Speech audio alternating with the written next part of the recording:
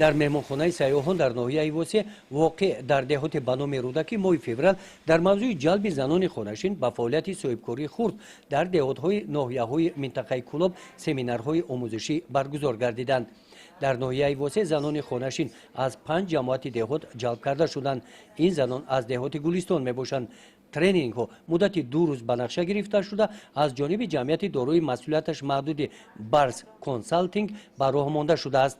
соҳибкорӣ ва идораи маблағгузории хоҷагӣ барои гурӯҳи мақсадноки лоиҳаи вусъат додани дастрасии занон ба имкониятҳои иҷтимоиву иқтисодӣ дар ин самт баланд бардоштани савияи дониши иштирокчиён мавзӯи асосии ин семинар тренингҳо буданд.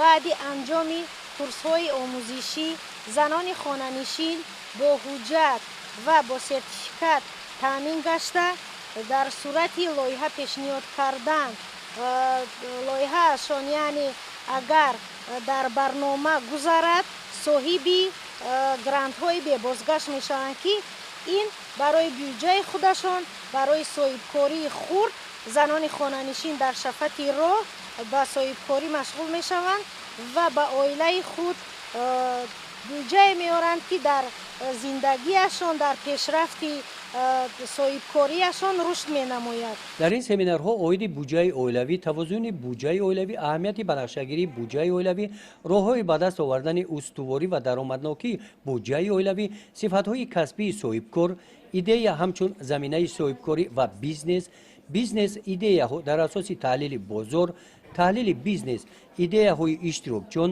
муҳокима ва арзёбӣ, консепсия бизнеси соҳибкорӣ, қисматҳои маркетинг, бозор аз нуқтаи назари бизнес, маҳсулот, мол ё хизматрасонӣ ва дигар паҳлӯҳои ба фаъолияти соҳибкорӣ вобаста ба иштирокчиёни семинар тренинг маълумотҳои муфассал пешниҳод гардонида шуданд.